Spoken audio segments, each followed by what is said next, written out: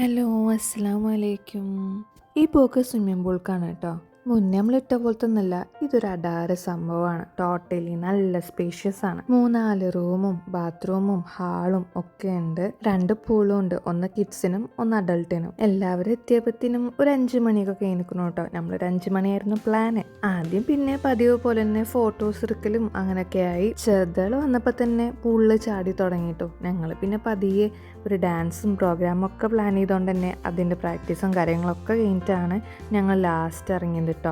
അത് കഴിഞ്ഞിട്ട് അവസാനം മുതിർന്നവർ ഇറങ്ങി. അങ്ങനെ ഫുൾ ജോളി ആയിട്ട് അങ്ങനെ മുതിർന്നവരൊക്കെ പൂളിലിരുന്ന് ഗെയിമിങ്ങൊക്കെ കഴിഞ്ഞിട്ടാണ് കേട്ടോ വന്നത്. വർക്ക് കഴിഞ്ഞിട്ട് ഉപ്പാരൊക്കെ വന്ന് തുടങ്ങിയപ്പോൾ പിന്നെ അവർ പൂളിലിറങ്ങിയപ്പോൾ ഇവരൊക്കെ കയറി. പിന്നെ ഇവരുടെ ഡാൻസ് പ്രോഗ്രാം ആയിരുന്നു. അവിടെ ബോയ്സിന് നോ എൻട്രി ആയിരുന്നു കേട്ടോ. പിന്നെ അത് കഴിഞ്ഞ് ഗാനങ്ങളായി, പിന്നെ ഞങ്ങൾ ഡാൻസ് പ്രോഗ്രാമായി, പിന്നെ അവർ ഗെയിംസ് കളിക്കാൻ തുടങ്ങിയിട്ടോ. ഞങ്ങളെല്ലാവരും ഇവിടെ ഡംഷറാട്സ് കളിച്ചു.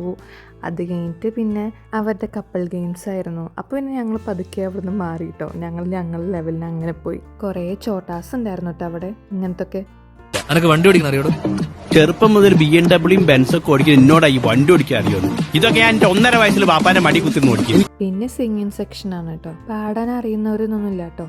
എല്ലാവരും പാടും. പാടാൻ പറ്റിയില്ലെങ്കിലും എൻകറേജ് ചെയ്യും.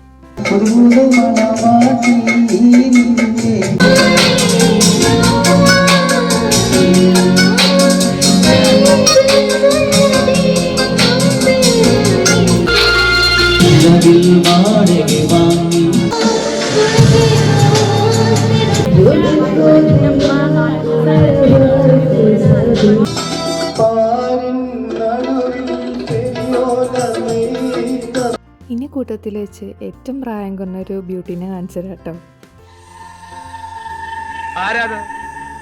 ആരാണ് ചോദിച്ചത്? അത് വാഴയമ്മത്തായിച്ചേട്ടാ. വാഴയാണെങ്കിൽ എന്താ? വാ തുറന്ന് പറഞ്ഞൂടെ?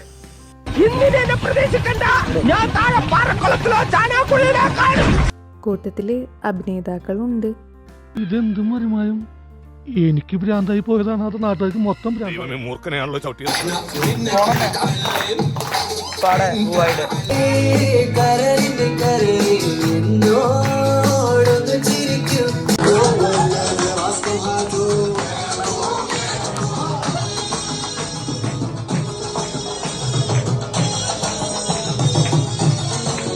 ഡാൻസ് ഇത്രയൊക്കെ ഉള്ളു കേട്ടോ. പിന്നെ ഗെയിംസ്. ഇത് കണ്ടില്ലേ, ഇയാളൊരു ക്രിക്കറ്ററാ തോന്നുന്നുണ്ട്. തല പോവായിരുന്നു നല്ല കാലം. അപ്പോൾ ഇത്രയേ ഉള്ളൂ. രാവിലെ 5 മണിയാകുമ്പോൾ ഞങ്ങൾ പോയി. ബൈ.